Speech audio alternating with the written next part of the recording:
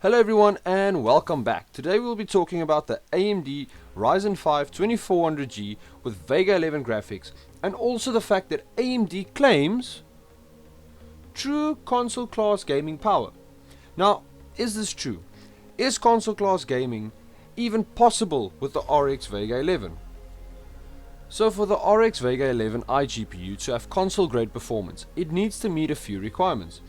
Now, let's look at the side-by-side specs of the PS4 and the Xbox One GPU, also along with the RX Vega 11 iGPU. Now, right off the bat, when looking at the specs, we can see that the RX Vega 11 doesn't even come close to its console counterparts. And the biggest problem with the RX Vega 11 is the fact that it only has a max shared memory of 2GB, whereas the PS4 and the Xbox One has an unlocked shared memory, or so to speak, of 8GB. So the developers of the games released on consoles can actually allocate system memory the way they want to. For example, if they want to allocate 4GB of system memory just for graphics purposes, then they can do so, and whatever memory is left will just be used as system memory. Of course, having more video memory means you can get to higher resolutions in games without a lot of loss in performance. Now, if these claims from AMD were true about the Vega 11, what does this mean for console and PC gaming? Well, this actually means that a PC can actually be used as a day-to-day console, and it would be a lot more logical and make a lot more sense to buy a PC than a console. Especially if you're in esports or video editing or audio editing, this will remove the need to have two machines for essentially one purpose. Now, before you guys go into the comments and everything and be like, Zed, you're a console hater, or Zed only cares about PC. Now listen, I believe that each gaming platform has its own pros and cons, and that one single platform is not superior over the other. So, speaking about pros and cons, let's put a side-by-side comparison about pros and cons to see what each platform brings to the table. So looking at those pros and cons, is it possible for us to build a gaming PC with the RX Vega 11 that'll cost less or similar to the console? Also keep in mind, seeing as a console hits 30 frames per second in most games, we should be able to hit 30 frames per second also with the Vega 11 GPU. We will exclude exclusives for this, just because seeing as you can't get exclusives on PC, we won't be able to benchmark those. If you guys are interested in the pricing for building a PC around the Ryzen 5 2400G and the comparison between the two, I will be leaving that in the description box below. But for now, let's check out the benchmarks to see if the RX Vega 11 APU can even come close to console grade performance.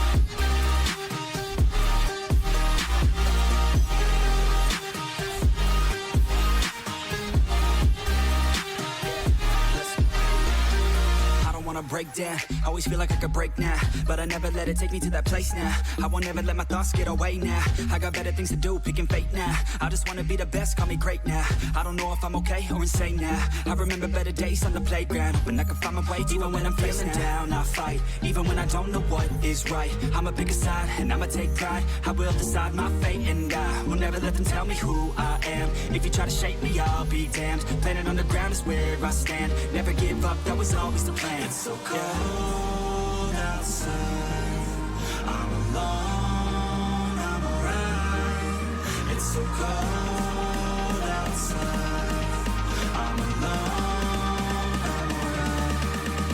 It's so cold.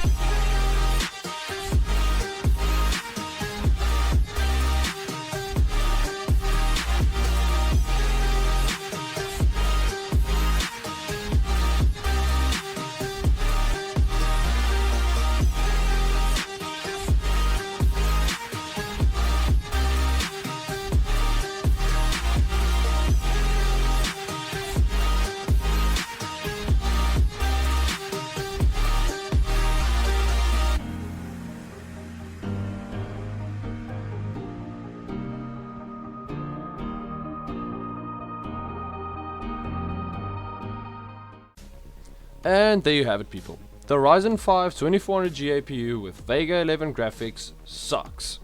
Okay, well, not completely, but it definitely and clearly does not have console grade performance. But this APU is not at all useless, to be honest.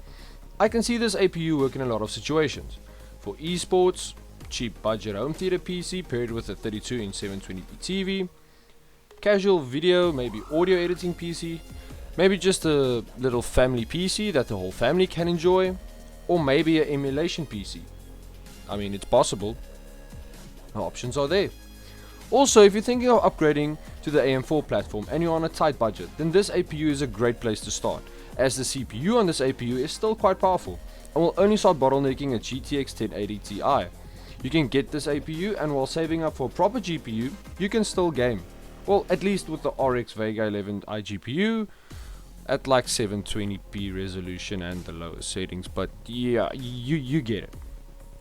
As a side note though, AMD released the Ryzen 5 3400G APU just a few months ago, or a month ago, or 2 months ago, or yeah, I'm sorry, I can't remember. Anyway, as part of their Ryzen 3000 series lineup, and although the iGPU on the 3000 series chip isn't much better, that is still an option. But also be careful though, with the 3000 series CPUs, as AMD is sorting out a few kinks, which mostly comes down to BIOS issues and blue screen of death. But anyways guys, that's it for this video. Hope you enjoyed it. As always, if you did, leave a like and maybe a subscribe. Okay, maybe. Anyway guys, thanks for everything. Stay awesome.